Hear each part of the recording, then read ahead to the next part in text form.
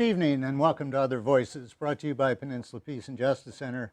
I'm your host, Paul George. On this month's edition of Other Voices, we're going to talk about a court case just recently in the news that has Silicon Valley buzzing, it has Congress buzzing, and it has smartphone users buzzing, wondering what the heck's going on. It is FBI versus Apple, and to help us find out what the heck is going on, I'm very pleased to welcome to Other Voices Aleecia McDonald. Aleecia, welcome. Aleecia is a non-resident fellow with Stanford Center for Internet and Society. Her research has focused on public policy issues of internet privacy, and I've got my notes in the shade. Mental models of privacy and the efficacy of industry self-regulation. She has presented findings and testimony to the California Assembly and contributed to testimony before the United States Senate and the Federal Trade Commission. And she's going to be here to testify for us tonight. Again, thank you, Aleecia. Welcome. Thank you. Last time you were on a Peninsula Peace and Justice Center program, it was on some of these same issues when the great journalist Robert Scheer was here with his recent book, They Know Everything About You, and you were quoted extensively in that. And this seems to be an extension of They Know Everything About You. Certainly trying. Yes. Yeah. Before we get into all the complicated technical issues and court issues and legal issues of this case, take 30 or 45 seconds to tell us about the Center for Internet and Society and what kind of work you do there and why it exists. So this is a group at Stanford. It's fantastic, run by Barbara von Schevick. She does work on network neutrality. They do some tremendous work there about issues around the internet and how it is affecting the world that we're all in. So they're just a tremendous group. They have been good supporters of being on the right side of a lot of issues, and it's really been an honor to get a chance to get to know the people there. And you personally have been directly involved in helping develop some of the do not track policies of the... Yeah, I was one of the initial co-chairs for the standards process. So do not track is the idea that you could, through your web browser, send a signal and say, please don't track me online. It's been likened to hanging a doorknob hanger in your hotel room. And so it doesn't actually force anybody to give you privacy, but it's a request that people should honor. So all of the browsers have done this. They allow you to send a do not track signal. But the question was, as a company getting this signal, what should that mean? So I spent about 1.5 years on that. Peter Swire was my successor. He spent about 1 year on that. They're just about to finally get a final draft out the door, I'm told, any week now. So I'm looking forward to seeing that work come to fruition. I do want to get to our case at hand, but I just want to point out at that program with Robert Scheer about 1.5 years ago, I learned from you about the little single pixel tracking thing that can be put on a website. When I went to put an ad on Facebook, a very small budget ad to publicize tonight's meeting, Facebook now offered me a single pixel tracking thing that I don't know anything about this, but I could actually install that on our website. So I think you have more work to do. All right, let's get down to FBI versus Apple. Everybody, I think, has heard about this, but the FBI has gone to court, gotten a court order asking Apple to do what? So we have a phone that hasn't been destroyed from the murders that happened in California a couple months ago now in San Bernardino. So this one phone was not destroyed. It is owned by the government, county government. Yeah. So they're the owners of the phone. They have consented to search. So there are no Fourth Amendment issues around this particular case, just as a one-off issue. So what the FBI did was they worked with Apple extensively. Apple gave them all of the backups that were in iCloud of that phone. Apple provided engineering support to the FBI to help them try to get as much as they could from all of the devices that were involved. And after working with Apple, the FBI then turned around and went to the courts to have the courts force Apple to write new code for the FBI. Tim Cook says that he found out about this from the press. Yeah, I Yeah. saw that interview, Yeah. and he So- did not seem happy about finding out about it from the press. I would imagine not, right? If you've provided your staff and you've worked really hard and you're trying to do the right thing in every way you know how to. And it's and not then like this is the first case. Apple has been cooperative a lot. hundreds of times. So what makes this different and what did the FBI ask for are kind of intertwined. So the FBI asked the court to compel Apple to do three things. First, they wanted Apple to write a version of the operating system for the phone, right? New software that would do three things. The first one was there's an option on the iPhone that if you type in the wrong password 10 times, the 11th time it will wipe all the data on the phone, right? And so we don't know, was that turned on or not? But it might have been. And so the FBI said, we need you to write software that disables that wipe it clean setting if it's on. The second thing they asked for was, okay, you don't have to turn this part on. This is on for you by default.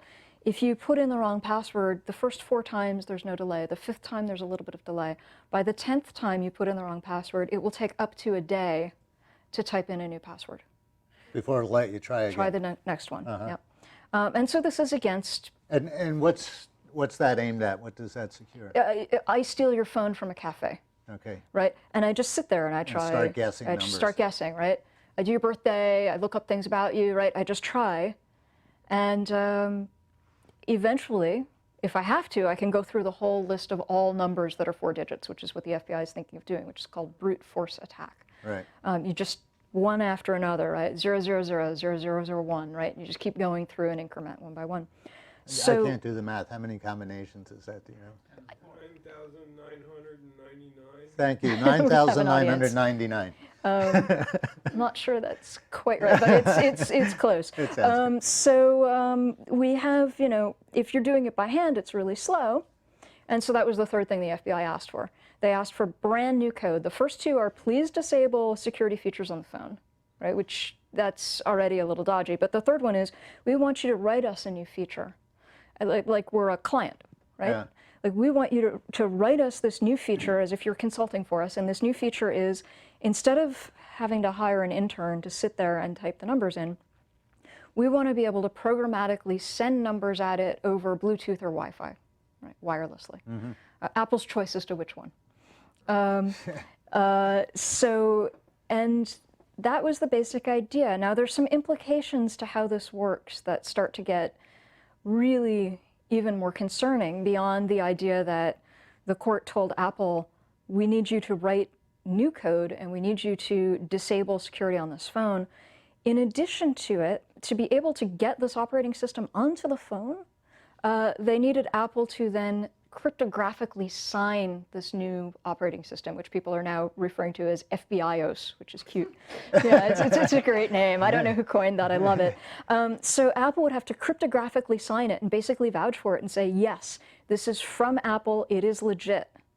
And that's really a problem, too. This is a feature of not only Apple's phones, but everything else. There's some kind of special code that says this is an authentic Apple product, and otherwise the software won't run. Am I interpreting that right? Yes, it's not all updates.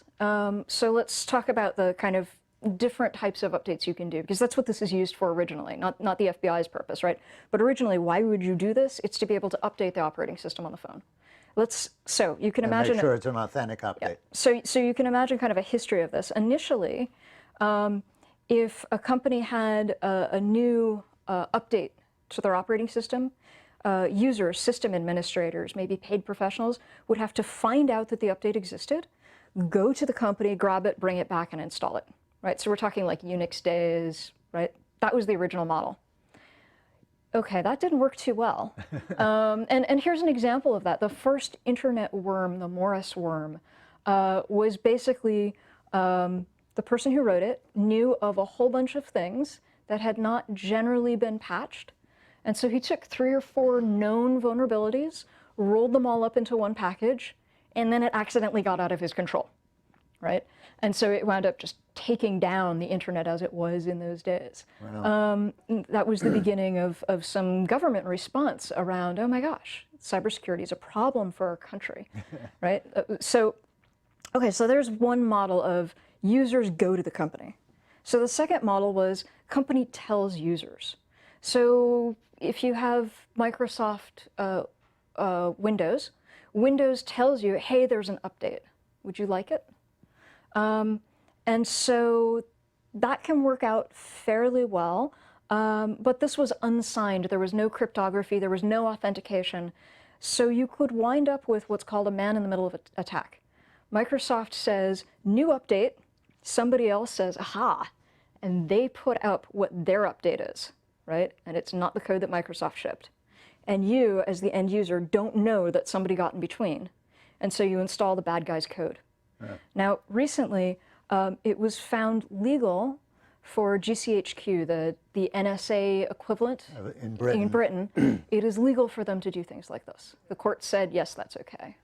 So if you have something that's not signed cryptographically that says, yes, I am from a particular source, that's the thing that can happen. Whether that's been happening in the US and to what extent and all of that. But for whatever... We might assume that that's happening if they're doing it in Britain. Yeah, for whatever reason, Apple decided it would be a good idea to sign their software, and so have a bunch of other companies. And this is what you're getting to, is it's not just Apple signing things. A bunch of different companies are signing their software so that the devices just won't install it if it's not properly signed. So for the iPhones, they have a whole bunch of security now in hardware, in software, on the different versions of the phones. It just keeps getting better over time. But the one thing that Apple didn't look at, or at least didn't account for, was what if Apple is the threat vector, right? Apple protected you against having your phone hacked by the Chinese government, having your phone hacked by the Russian mob, having your phone hacked by someone who swipes it from you in a cafe. But Apple didn't go to the lengths of, what if Apple's suddenly the bad guy? Because who thinks that, right? And so the courts are putting Apple in the position of now doing the work for the FBI. That's not completely unprecedented. There's law here about what telecoms have to do in different ways. It's also not completely unprecedented in that in China, they attempted a law that would do exactly this. Companies must give whatever aid possible for terrorism, right? And the US government pushed back really hard on China and said, no, no, your version of terrorist is our version of dissident. Yeah. This is not okay. US companies were really horrified at the idea as well, and China decided not to go forward with that law. So is this a direct kind of anti-precedent to what China did? I mean, is this pretty equivalent to what China was asking to do? Yes. So yeah, they've kind of undermined, it undermines the whole diplomatic argument that you can't do this. Right, right. And so part of the problem is that we live in a very connected, interrelated world. Mm-hmm. And what the US government has Apple do, and I should be specific, the US government's really broad, right? What FBI has the courts have Apple do has dramatic implications. Here's another example of implications for this.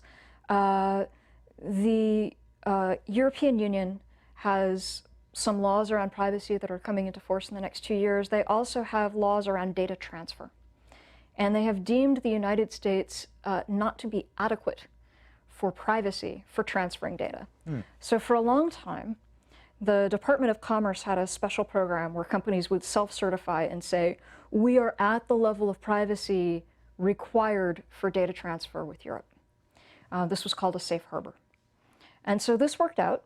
And then while he was a student here at Santa Clara University, Max Schrems asked Facebook for his data, and this snowballed over time into a court case that basically got the notion of this safe harbor tossed out on the grounds that there's no redress for European citizens who are having their communications intercepted by groups like the NSA.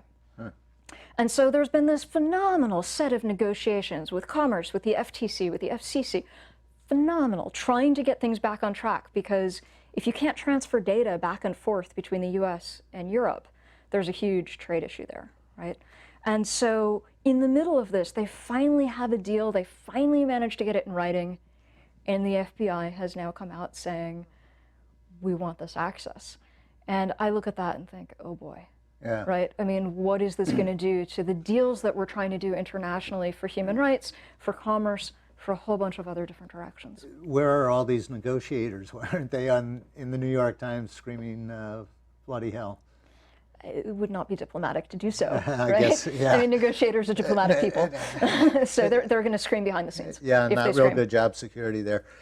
One of the things to try to get an idea how people are reacting to this, I looked at a lot of comments on various articles about it and stuff. And one of the things that people seem to be asking, and people like me who aren't experts in this, is why can't Apple just take this phone in a locked room, do what they need to do, give the unlocked phone back to the FBI, destroy their code, and nobody ever knows anything else about it? So, two different pieces to this. One is the FBI didn't even ask for that much, right? They asked for Apple to give the FBI the ability to hack the phone. They didn't ask for Apple to hand them back a phone that they could then use, right? So they wouldn't even have to go that far. You could imagine sort of, though, the FBI sitting in a parking lot at Infinite Loop with a black van trying to hack this, right? If they're doing it over Wi-Fi, it's kind of a surreal image. But they've said that, yes, the phone can stay within a locked room at Apple. Okay, so why isn't it good enough of, we're now just going to destroy the code and never use it again? Let's assume for a moment that that's a thing that happens, right? Which is actually a big assumption. One of my friends put it really well. He's like, okay, so you type the code in and then someone from the NSA oozes out from the ceiling, right? There are lots of ways. Or is already sitting there in the background. Yeah, you know, there are lots of ways to intercept things. That's probably not the big concern, though. The code itself, honestly, the NSA or the FBI could probably write, probably a lot of other organizations as well. I don't think it's that Apple will be faster at it. Their engineers know their system better. The trick is the signing. That's the hard part. So the question is, why isn't this just a one-shot deal? And the answer to that is, fortunately, there's another case going on in New York. Right. And the judge in New York said, well, wait a second. This All Writs Act legal justification, Apple alluded vaguely to this was happening in other places other than the New York case, which initially was sealed and has been unsealed. And the judge asked Apple, where else is this happening? And Apple said, we can tell you about 8 places. Reporters calling the FBI is like, oh, there are 13. So right there already, we have 13 phones that the FBI wants Apple to do this one-time only thing with. Right. Okay. Meanwhile, the Attorney General in New York is hopping mad at the idea that this technology would exist, but would only be used for terrorists only, right? He's looking at it saying, we have crime in New York we'd like to solve too. We have drugs, which was the New York case. The New York case is drugs. Right, at the federal. You know, we have lots of things we're trying to solve. We have 175 phones in a drawer, big drawer. We have 175 phones already that we haven't been able to do anything with. If Apple writes the code, and they can be forced to do this for the FBI, they darn well can be forced to do it for us. And that's just the 175 we've kept that we couldn't do anything with. What is it going to be on an ongoing basis? I also hear a rumor that there are states beyond New York, right? So how many phones are we talking about? We're already, you know, 1, 13, 175, thousands. Okay, what does it look like worldwide? It turns out that Apple releases statistics on this, and the number of devices that they were asked to help get data off of. Now, this includes older devices that Apple can hack more easily, right, without having to write all this custom code. For the first 6 months last year was 60,000. 60,000. So about 10,000 a month, right? About 120,000 a year, roughly. So when the FBI says, it's just this one phone, no, the FBI themselves are already asking for a baker's dozen of just this once. It'd be like if a little kid came to you and said, could I have one cookie? Yeah. Right? If you give him a cookie. He'll be back. He'll never leave. Yeah. Yeah. I want to roll back on what you just said, because I don't want to skip over this All Writs Act. Yeah. I know you're not an attorney, but That's can true. you try to explain this? I can try, and how yeah. it's being used. I keep reading about it, and I don't have a two-sentence summary myself yet. But. Yeah, the fascinating thing is it's 2 sentences, but they're written in the 1780s? 1789. 1789, the first Congress from the US. And basically, laws hadn't been really well developed yet. And so the idea was, what if the courts need something to carry out a lawful court order, but we just haven't written the law yet? And so the All Writs Act is this catch-all of the courts can compel people to do what they need to carry out their lawful orders. If there's not already a congressional If there's law not already, about it. right. If there already is, then of course that has precedent, and you don't need all writs, and all writs doesn't apply. There are a couple of caveats around this, but because this is something that hasn't been used very much, we don't yet really know the legal limits of all writs. So you can't place an undue burden on the third party. Now that's the other interesting thing about all writs. If you have the data and the court comes to you and says, I want the data, you have to do it. But Apple didn't shoot people. Yeah. Right? Why are they involved? Well, they're a third party who has the ability to assist the courts. And so all writ says, yeah, you have to help. But the question is there an undue burden on Apple for helping? And we don't know what that means yet. Yeah. Do you think there is an undue burden? I mean, Apple is churning out software all the time. I guess it sounds to the layperson like a fairly simple hack, other than the fact that it sets some very dangerous precedents around the planet. So that's interesting, and you can look at, what are the grounds for an undue burden? And that's not really established either. The FBI's argument, I've read some of these cases, they're wonderful. The FBI's argument is that the only basis for an undue burden is how much it costs Apple to develop the software. And, maybe it's 6 people for 6 weeks. What are their salaries fully loaded? And by the way, the courts will reimburse that cost. Therefore, there's no undue burden. It's very clever, right? Yeah. It's just this little loop. So one of the things Apple argued was, well, but it's more than just our engineering time. It's also what happens to reduced sales around the world, what happens to the trust that we lose, right? So they're arguing that as well as this is not constitutional, which is a much stronger argument. Right. But there's really this question as to undue. And it's not clear. And it's not clear what that will wind up being, or whether the courts will just treat that as kind of window dressing. So we'll find out, I guess. Or it may be decided on other grounds, and we may never even hit that from this case. One of the aspects of this that really troubles me, and I want to bring Congress in at this point, because this has been a topic in Congress, overcoming encryption, forcing these companies to put backdoors in for the NSA and for the FBI. And Congress hasn't really come to a major decision on it. They keep booting it down. There was a no backdoor amendment to some kind of military spending bill that passed with a coalition of Democrats and Republicans, but it wasn't, it was more of a sense of Congress sort of thing. And James Comey, the head of the FBI, has been down to Congress a lot and saying, you need to give me this law. And he's gotten some pushback and is not getting the law. Is this a way, do you think, of skirting around Congress and using the courts for what should be a legislative body function to make this decision? Yes. If I agreed with the FBI, I would think it also, a reasonable tactic. Trying to get things out of Congress, whichever side you're on, is pretty difficult right now. Yeah. So I don't fault them the attempt. I fault them the thing they're trying to attempt, right? I don't fault them the procedure. But sure, this is an attempt of mom said no cookie, I'm asking dad. Yeah. Right? That's it. We couldn't get it through Congress. there was a fascinating rumor, actually at a CIS event. Somebody claimed that the FBI had decided that they weren't going to get anywhere with President Obama's administration in terms of backdoors. So they were going to wait for the next president, whomever that would be, assume that while things are still a little bit fluid at the beginning of the administration, that would be the right time to pounce. And they were hoping for something like a kidnapping. Something where you have a time, and the thought of like the FBI's hoping for kidnapping, I have no idea if this is true or not. Later that day was the attack in France.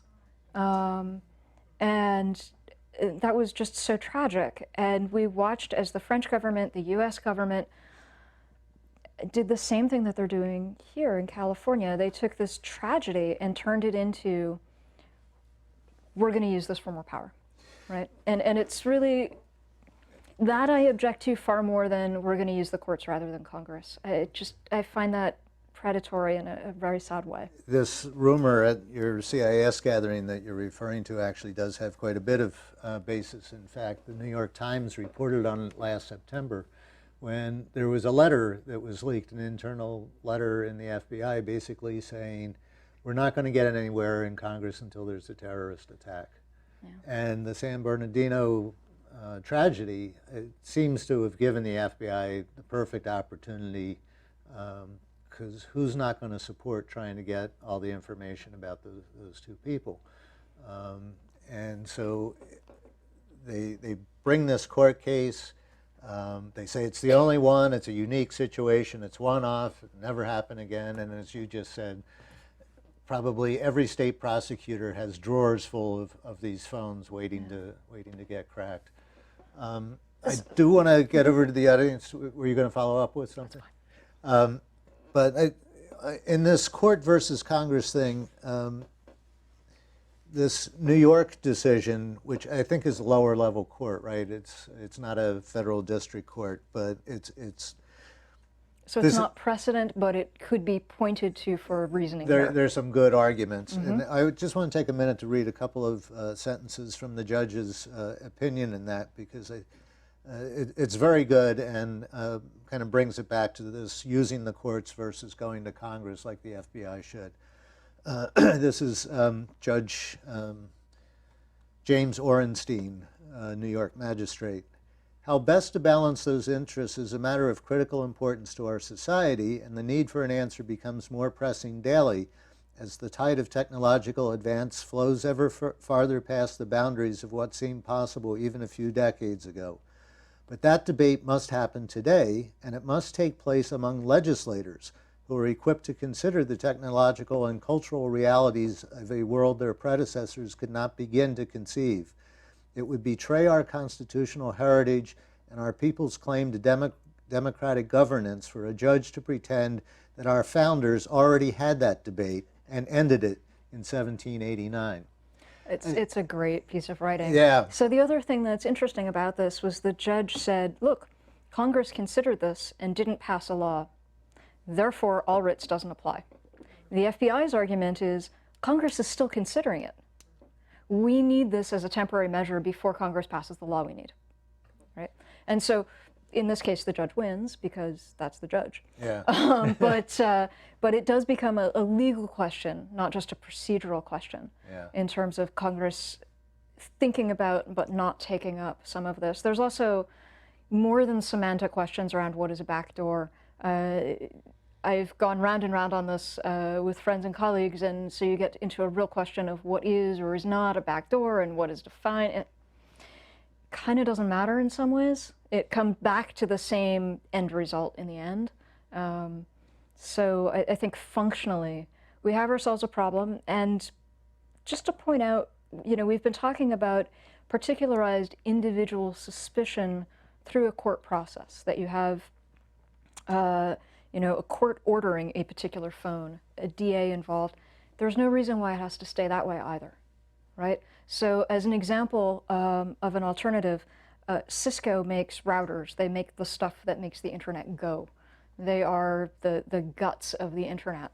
They managed to ship a backdoor to their routers that they had signed. They didn't mean to. Huh. there's some questions as to, it didn't appear to be the same groups that created the first and the second backdoor, right? But that's the sort of thing that could come from a court. It might not be an open court. It might not be a US court. And companies could be ordered to not just do one phone at a time, one by one by one by thousands. They could be ordered to do the update to all phones that get the update. And so that's also the concern. This is very broad reaching. It's not just phones, it's your TV. And it's also not just, let's make it easier to break into your phone when we have the physical device. It's let's remotely be able to turn the camera on. Let's be able to record everything that you say. Right. Right? So this is amazingly far-reaching in implications as to where it goes. And the FBI is doing one small nibble. But the path this takes, if companies can be compelled to say, yes, I say this software is good, I've signed it, to something that is being ordered by a government, maybe not our own, is really pretty bad. Yeah. I don't know how much worse it gets with tech. It's really pretty bad. I can hear you struggling to say how bad it is. It's just really bad. Yeah. Yeah. All right, let's get our audience in this. The way this works is just raise your hand and wait for Crystal to arrive with the microphone so that people who watch this video later on will actually get to hear your question. And if you have a comment, how you feel about it rather than just a question, that's fine too. So we've got our first one here. And if you will also stand up, and that makes it a lot easier on our camera people. Hi, my name's Celso. I'd like to play devil's advocate just for a moment. Sure. Apple presumably treats its signing mechanism as its crown jewels. It's a very essential secret that only it can manage. If it gets out in the wild, the game's over. Yeah.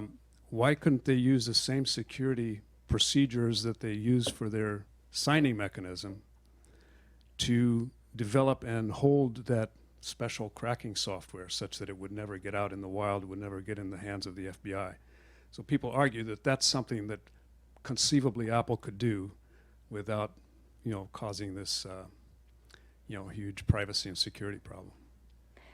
Fair enough. It sounds like the locked room question again. But It is the locked room question again. So let's assume that you can, in fact, keep things locked in a room, which is more than the US government can do, right?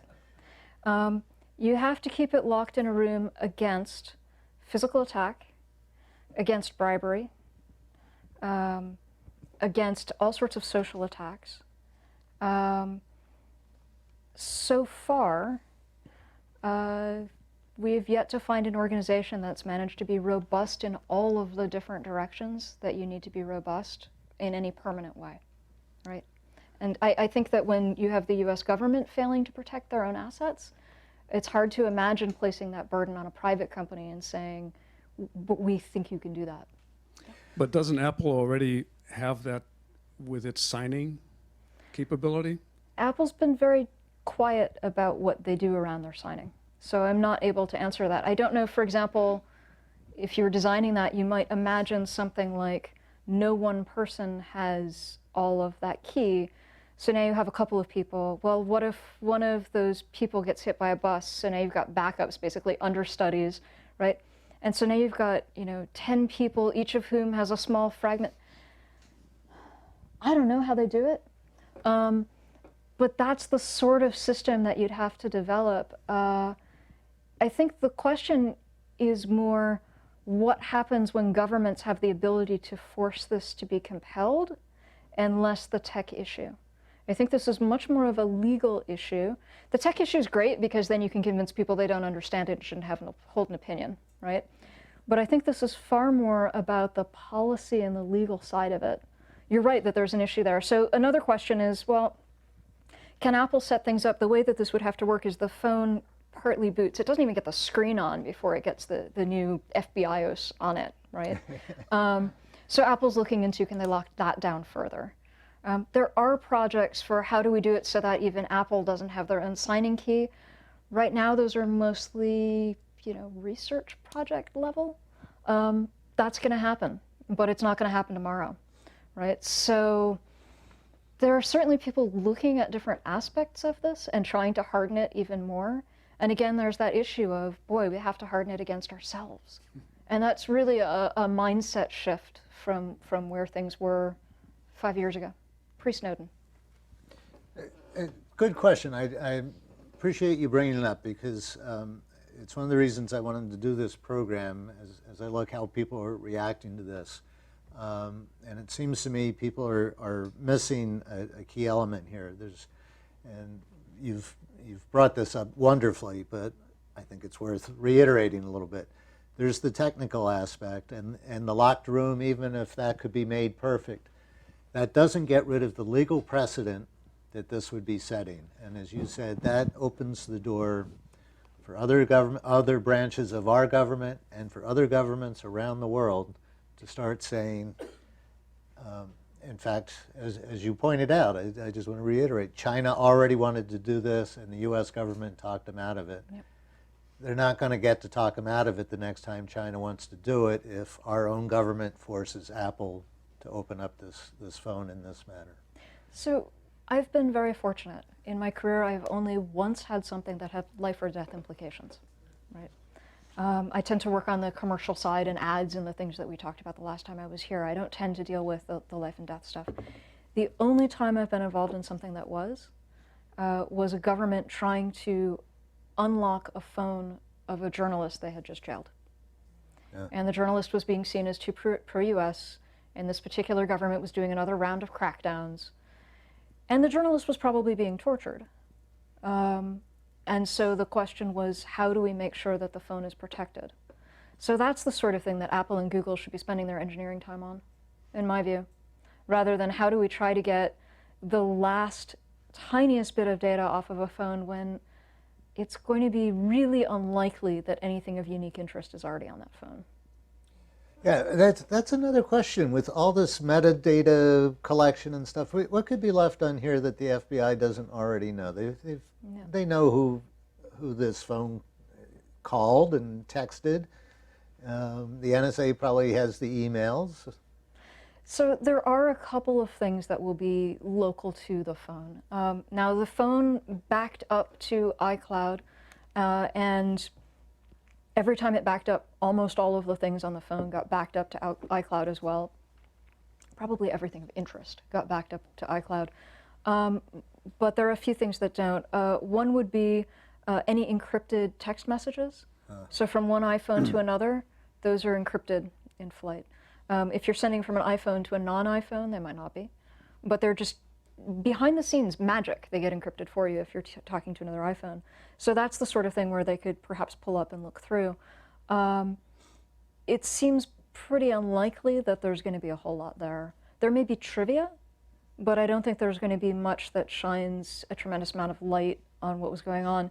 The FBI's initial claim was that there was an 18-minute stretch during the day where they didn't know where the shooters were, and that's why they wanted the phone, which makes no sense.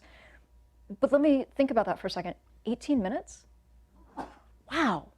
Right? I mean, that kind of gives you a sense of the scale and scope of what they're able to get already, right? And it's just down to this last bit. There's a very almost cultish view that I've heard from NSA members about nothing can ever be dark because bad things happen in the dark and everything must be light. Yeah. And I find that a really worrying concept. Yeah, this idea, again, just in my mind raises questions of this just is such a perfect case for them to set this legal precedent. So to some extent, yes, right? You can see in the FBI filings, every page, they find a way to get terrorist on that page, right? So yes, there is some piece of that. And I think it helps with the PR and it helps with Congress, which is ultimately where their fight will be. On the other hand, if I were Tim Cook, I'd sleep pretty well at night, right? This is not a kidnapping case. This is not an ongoing case. This is not people will die if you don't unlock this phone in 5 minutes. The ticking bomb thing that's always brought up. Yeah, it's actually in that regard, I think a pretty easy case for Apple to feel comfortable with the decisions that they're making on principle, even in the particular instance. But there's another piece that's really important. This is happening in open court. This is not happening in the FISA court in Fisk. This is happening in open court. That's an excellent point. I think that's fantastic. Yeah. Right? So that's one of the points of light to come out of all of this, is that we are able to have this discussion. We are able to have democratic process. We're able to call our Congress members. I think that's tremendous, and that's so much better than what this could have been. An excellent point. And we're going to be with it for a while because it has all the indications of going all the way up to the Supreme Court. Yeah. Who knows how many people will still be on the Supreme Court by the time we get there, but yeah, that math has that'll be changed. another program a has year changed. from now or something. Yeah. So any more questions or comments in the audience? Okay, right over here. And Crystal is hustling over there. And again, if you will stand up and hold the mic close and speak right into it. Thank you. I've heard a lot of people suggest that the NSA might be able to break into this phone, given that it's an iPhone 5 and the security is not quite as good as the 6 is. Do you think that's a possibility, that the NSA is able to do that, but the FBI doesn't want to do that, go that route? There's an interesting piece to this that I've heard, and I am not an expert on all of this, but at the hardware level, there might be the ability to do some things there that would be made illegal in the United States under the Digital Millennium Copyright Act, right? It would be, so you wouldn't be able to enter it necessarily as evidence. Now, the FBI's case is based around the idea that whatever they find will be used as evidence, which is also interesting because the shooters are dead. Yeah. But that's the legal basis, is that it's to be entered as evidence. So is the technological capability there? If I were betting, I would say yes. Is that useful to the FBI? Probably not. But the FBI wants this case, Apple wants this case. Both sides want this to get decided. So I think it's very useful, again, to be able to have terrorists on every page that you file with the court. But this isn't the only one, right? They're bringing the meth case in New York even without having the fact pattern that has terrorists. And in fact, the meth case in New York was fascinating because the person they were bringing the case against has pled guilty. And the FBI said, well, we still want to get onto the phone because you might have had communications with other people and we might want to watch what they're doing now, right? So that's part of how initially that case had been sealed, was the judge thought, well, we don't want to, mess up your ongoing investigations. And the FBI came back and said, no, we did things in open court already, it's okay, which is how suddenly this case popped up like a submarine, right? And you're like, where did that come from? It had been in progress for a while. When you were talking earlier about the possibility of physically doing something with this phone, but it would be against the law here in the United States, I just flashed on a case of extraordinary rendition where the phone is swept off the streets of America, flown to a secret prison in Egypt, and the information is tortured out of it or something. Maybe there's a movie in the future. The rumor is $50K in Canada. I don't know. Okay. It's not my stuff. Another question back here. Yeah, so you mentioned being able to decrypt things, and so both my phone, my iPad, and computer are all encrypted. So can they decrypt those, or is it possible if they can't that they would prevent companies then from enabling you to encrypt all the information on your electronic devices? So that's a great question. This is not an attack on encryption. And I'll explain why, right? But remember, this is also our second round on encryption, more than second. The crypto war started in the 90s. Cryptography was considered a munition. You couldn't export it if it was too strong. Right? We've gone round on this and round on this several times in several countries, and here we are again. And could encryption be banned? I think we could walk up to that, but in the end, I think we'd come back to the same place of, well, then that means I can't access my bank account online. I can't put my credit card data on my phone and use my phone to purchase things in a grocery store. Right? Life without encryption means life without online finance. But let me come back to your original question. Well, but that's communications is encrypted, not necessarily until not too long back. Our joint employer requires us to encrypt everything these days on your computer. I'm not going to comment on that portion, but Stanford retains the keys. We can talk after. So let's talk about encryption. So we have two different things going on. We have Apple cryptographically signing software that they push out, right? Let me see if I can do this without math and without props. Imagine that you are you're closing on your house, and you've got a ton of paperwork for all of the real estate, and you decide you're going to read it all, right? And you've got every real estate agent in the room ready to kill you. And you're reading through it all, and you're signing it, and then they come back and they have a second copy, and they say, oh, we need you to sign this too. Well, you don't want to have to read that a second time, so what do? You hold the pages up, you try to make sure everything lines up, maybe you scan the right column to make sure that you've got the last words, right? You come up with some way to do that quickly and say, yes, these are the same thing. Yes, this is the thing I'm expecting. So what you can do cryptographically is a checksum. You take a bunch of numbers, you add them all together, and basically, is the final digit the same? That kind of thing. And so that's what gets involved in doing cryptographic signatures. Is this, in fact, the stuff I'm looking for?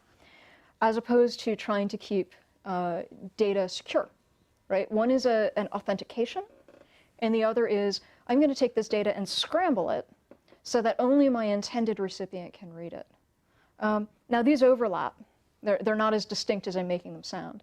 But the FBI, kind of interesting, critically, optimistically, right? This is good news.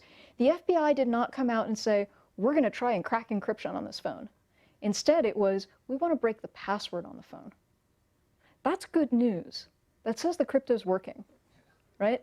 So like that's really good stuff. And that also comes across from what we learned from the Snowden documents and from the people who evaluated them. And Bruce Schneier came away saying, well, what we learned is that the math works.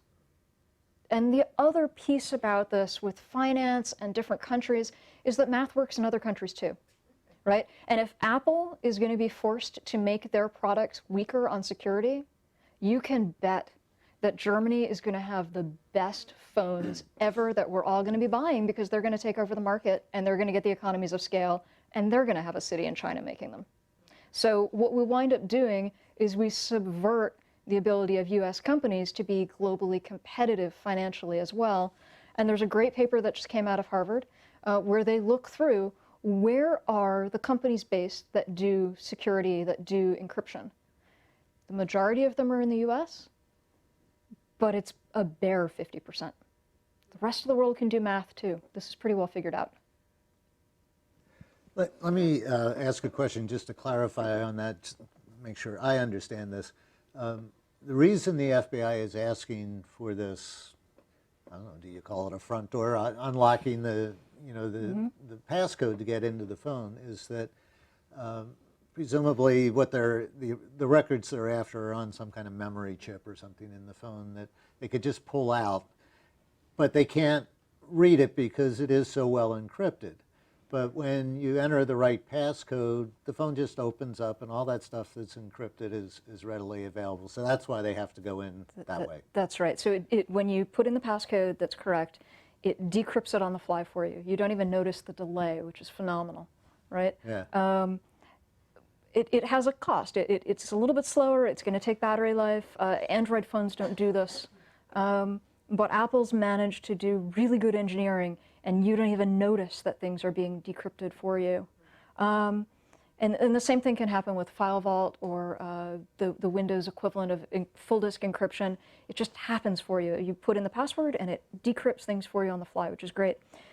So chips are different from maybe how we think of them for phones, right? If you imagine the idea, you've got this green circuit board and you've got different things soldered onto it and you're just going to pry those off and put them someplace else. That's kind of like a 1969 Ford Fastback, right? Like you can do your own work on it. It's really cool. You can change the oil. Today, like the A8, the guts of the iPhone, like would balance on my finger. Yeah. It's really small. Yes, there are things that are soldered on. Yes, memory's part of that. And encryption, there's hardware baked into the phone that says, this is the phone you're on. And if it gets moved to a different phone, it doesn't recognize yeah. it. And so that's the new stuff that came in the later hardware from Apple, right? The very first iPhones don't have any of this. They've really evolved over time. And I think for me, what I've learned from this case is, oh, I guess I do want to keep upgrading my phone, right? Because like, the security gets better, and we're doing this cat and mouse game with, I don't mean government here, with bad guys, right? The reason that the FBI didn't need Apple's help for a whole bunch of other phones is that they had a device that would let them brute force everything. It's just now with the newer phones that Apple has cryptographically signed them, and that's a problem for the FBI. And a lot of this really strong encryption and everything being encrypted really started with the Snowden revelations. Yeah. What is the direction of the industry generally towards encryption? Obviously, Apple seems to be out ahead, but and I think Google now encrypts their email or something end-to-end. But Yeah. how about other phones? Are they as strongly encrypted, or They're do you know not. what the trend is? Yeah, they're not. So Google has a different model from Apple's. Apple, good and bad, Apple has much more control over their world, right? People criticize them as being a very closed system. People praise them for having more control. But with the Google systems, they have a lot of partners. They have a big channel. And so if Google says, we have a security update, they usually have to go through the telecom carriers. And they say, we don't care. Right? I mean, they won't push them out. Chris Soghoian has been banging this drum for years, and he's right. And so you wind up, we talked about, you know, the different ways that things get patched. Imagine if instead, it's even worse from the old Unix days where you have to find out to go get the patch. Someone else is supposed to put the patch on, and they just don't care to do it, right? Yeah. So that's the situation that a lot of the Google phones, the Android phones are in. You're right, Google absolutely was on the forefront of encrypting communications within Google.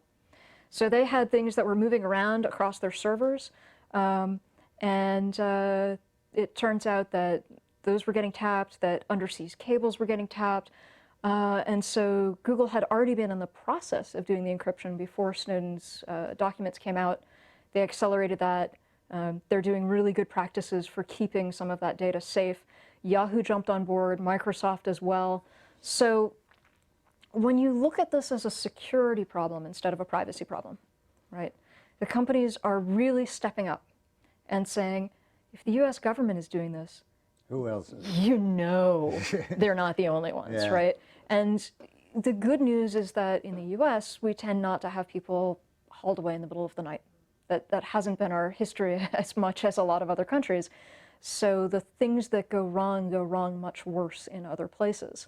Yeah. It's still not good here, but it really could be much worse.